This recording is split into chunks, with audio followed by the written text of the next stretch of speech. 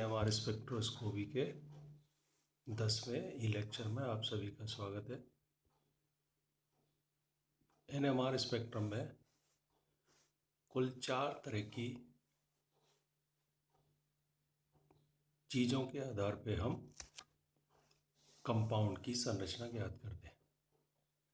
उसमें फर्स्ट चीज़ थी आपके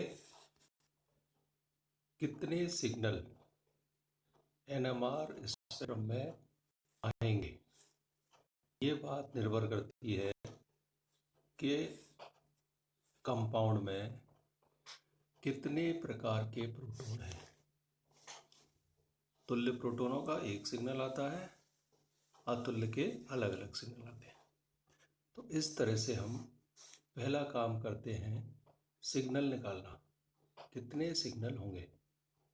फिर दूसरी बात पड़ी थी कि सिग्नल विशेष स्थान पे होते हैं। प्रत्येक प्रोटॉन का सिग्नल अपने निश्चित निर्धारित स्थान पे होता है, यानी अभिलाक्षणिक होता है, जिससे हम यौगिक की पहचान आसानी से कर पाते हैं। प्रोटॉन का सिग्नल NMR स्पेक्ट्रम में कहाँ होगा, इसको हम संदर्भ यौगिक TMS के सापेक्ष सिग्नल का हम डेल्टा स्केल ppm में वैल्यू निकालते हैं और उसके लिए प्रोटॉन के चारों तरफ का वातावरण यानी कि सिग्मा और पाई बंध पर निर्भर करता है। शील्डिंग, डीशील्डिंग, सिग्नल को प्रभावित करने वाले कारकों से प्रोटॉन की पोजीशन आपके निश्चित हो जाती है और ये इस तरह से लगभग अनुमानित प्रोटॉन है आपके 1 डिग्री एल्किल वाले 0.8 पे, 2 डिग्री वाले 1.4 से 1.2, कीटोन लास्ट 2.1 से 2.6। पोजीशन भी निश्चित हो गई। तीसरी चीज़ हम देखते हैं कि आपके जो सिग्नल है वो सिग्नल आपके विशेष आकृतियों का होता है और वो विशेष आकृतियों का होता है किस कारण, क्योंकि जो पास वाले प्रोटॉन के सिग्नल हैं वो अपने निकटवर्ती प्रोटॉनों के चक्रण से जो विद्युत चुंबकीय क्षेत्र होता है उसको प्रभावित करते हैं और वो सिग्नल आपके यदि निकट में एक है तो n+1, 2 में डबलेट, ट्रिपलेट, इस तरह से, और हम पास्कल त्रिभुज की सहायता से उसको आसानी से निकाल लेते हैं। यदि डबलेट होगा तो 1:1 के 2 छोटे छोटे शिखर उस सिग्नल में होंगे, वो डबलेट कहलाएगा। और अब आज का टॉपिक है कि जो डबलेट, ट्रिपलेट, मल्टीप्लेट, सिंगलेट का एरिया है वो एरिया उस सिग्नल में पाए जाने वाले प्रोटॉनों की संख्या को प्रदर्शित करता है।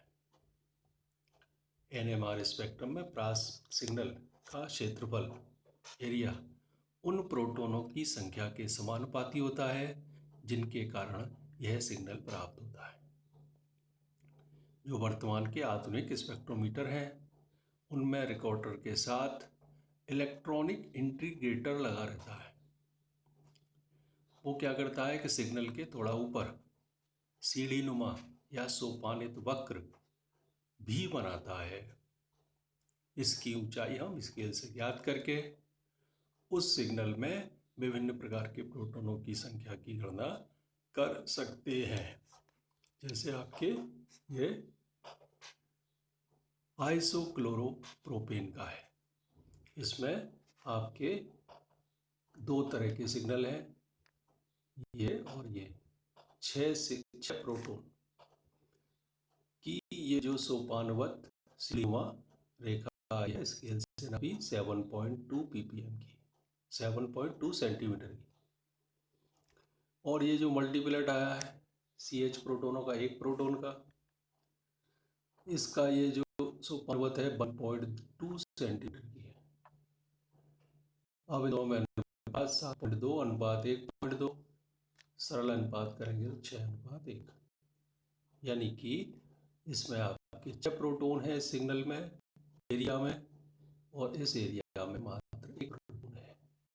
तो इस तरह से हमें प्रोटॉनों की संख्या भी मालूम पड़ जाएगी यदि हम सिग्नल का एरिया निकालें। और इसमें ज़्यादा दिक्कत की बात नहीं है, क्योंकि इलेक्ट्रॉनिक इंटीग्रेटर से सिग्नल के ऊपर ही एक सीढ़ीनुमा वक्र आ जाता है। और अत्याधुनिक जो है ना हमारे स्पेक्ट्रोमीटर में, उनमें तो सिग्नल के ऊपर ही प्रोटॉनों की संख्या लिखी रहती है। जैसे ये दे रखा है यहाँ आपके, ये सीढ़ीनुमा वक्र, और इस पर ऊपर लिख रखा है 9H, ये 3H, और ये 4H। तो इस तरह से आपके हमें अब सारी चीज़ें जनरल हमने पढ़ ली हैं। एक और इम्पोर्टेंट चीज़ है इसमें, चक्रण युग्मन स्थिरांक या युग्मनांक।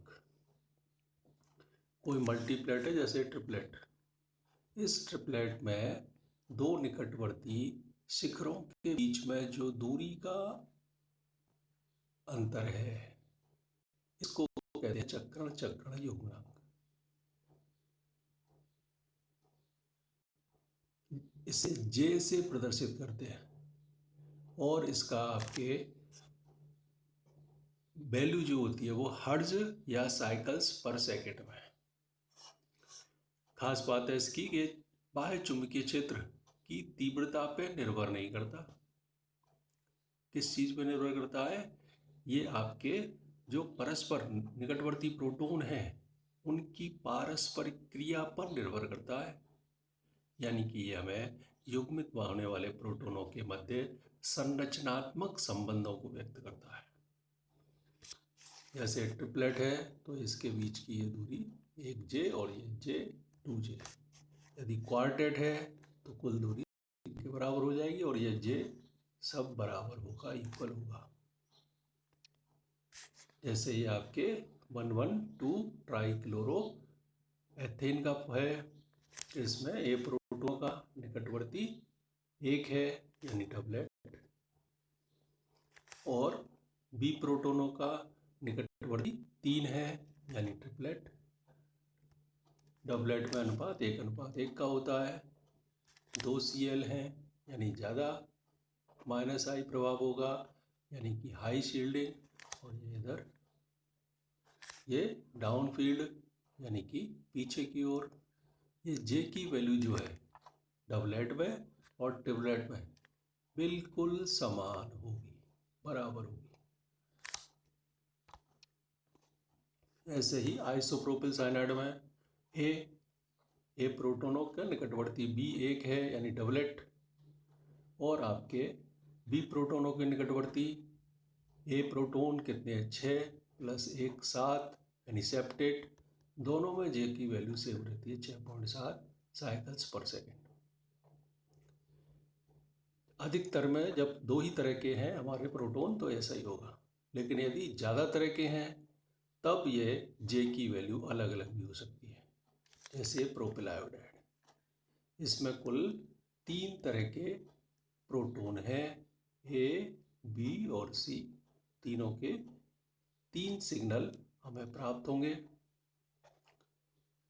C का B के 2 के कारण ट्रिपलेट, A का B के 2 कारण ट्रिपलेट, 2 ट्रिपलेट तो ये आएंगे। अब ये CH2 वाला, इसके निकटवर्ती 3 और 2 5। यदि ये सारे समान वातावरण के हैं CH3 और CH2, तब तो 3 और 2 5 + 1 यानी सेक्सटेट। लेकिन यदि असमान वातावरण के हैं, बिल्कुल दिख रहा है असमान है, यहाँ CH3 है और यहाँ एक अधिक विद्युत ऋणी परमाणु I जुड़ा हुआ है, तब फॉर्मूला होगा N+1 M+1 यानी 3+1, और ये 2+1 4 × 3 12 मल्टीप्लेट के रूप में। और ये बात हमें J से मालूम पड़ सकती है। यदि J A B और A C इक्वल हो तो इसका मतलब ये सेक्सटेट आता।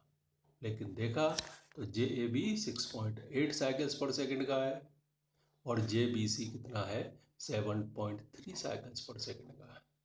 यहाँ J की वैल्यू सेम आ रही है क्योंकि सेम एनवायरनमेंट की है दोनों। निकटवर्ती। लेकिन ये अलग अलग एनवायरनमेंट के हैं, तब आपके जे की वैल्यू का डिफरेंस, ज़्यादा डिफरेंस नहीं है, ये 6.8 और 7.3। तो निम्न विभेदन क्षमता के स्पेक्ट्रोमीटर में लें तो सिग्नल वही सेम से एक्सटेट आ जाएगा। लेकिन ज़्यादा उच्च विभेदन क्षमता का लेंगे तो ये मल्टीप्लेट होगा और इसमें आपके 12 छोटे छोटे लाइनें दिखाई देंगी। तो इस तरह से ये युग्मनांक इम्पोर्टेंट है। और बहुत बढ़िया एग्जांपल ये एथिल एल्कोहल का है, प्योर एथिल एल्कोहल का। इसमें भी 3 तरह के सिग्नल हैं। सी जब बी के साथ इंटरेक्ट करेगा तो 2 और 1 ट्रिपलेट। ए बी के साथ इंटरेक्ट करेगा तो ट्रिपलेट। लेकिन इस बी के प्रोटोनों में वही बात आएगी कि ये सेम वातावरण है या अलग अलग।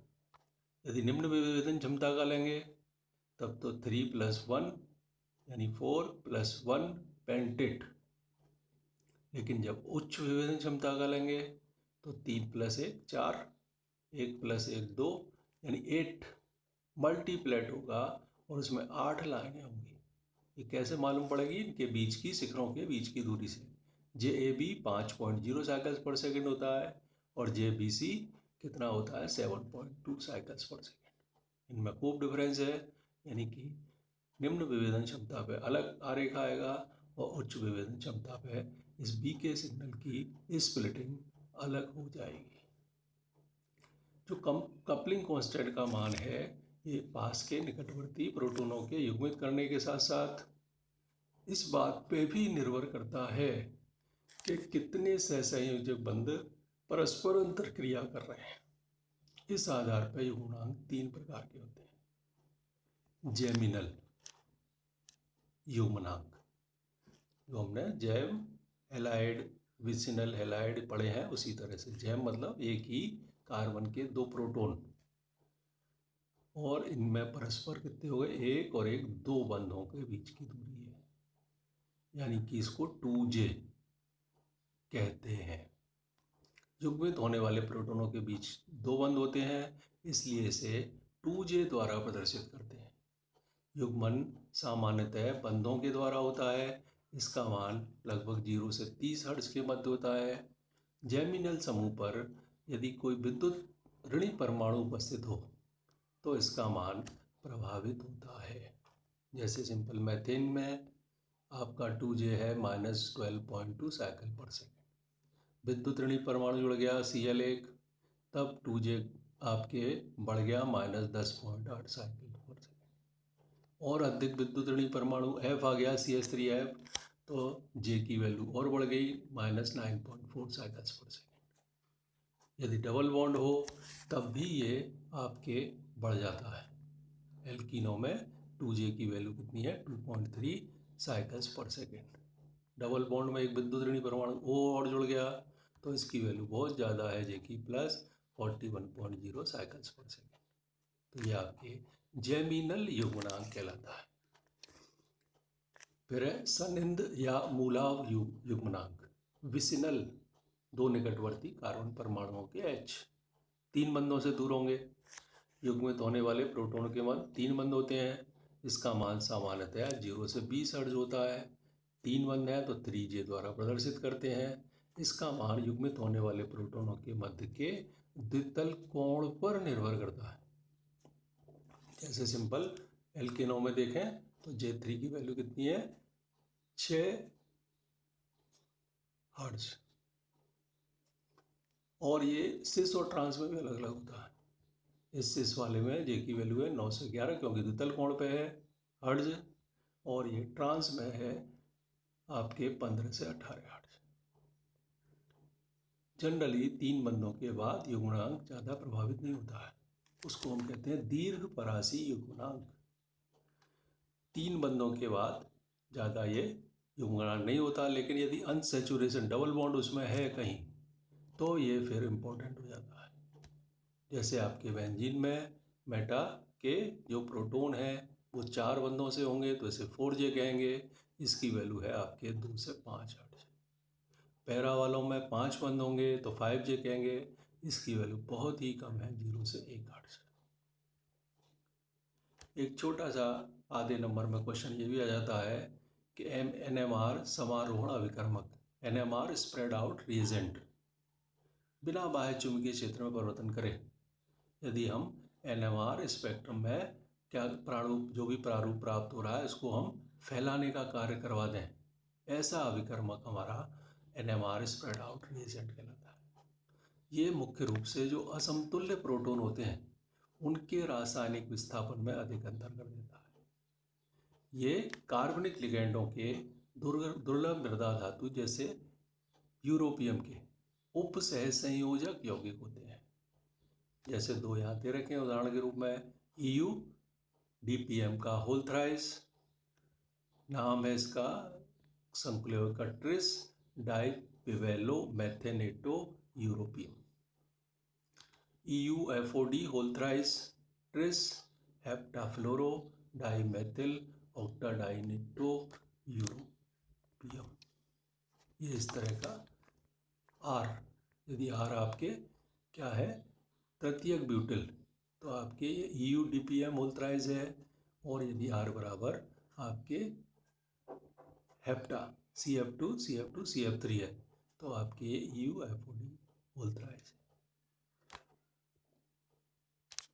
इस तरह से ये सारी बातें आपकी हो गई। अब अगली बार हम अगले 11वें लेसन में कुछ सरल कार्बनिक अणुओं के NMR स्पेक्ट्रम की व्याख्या पढ़ेंगे। धन्यवाद।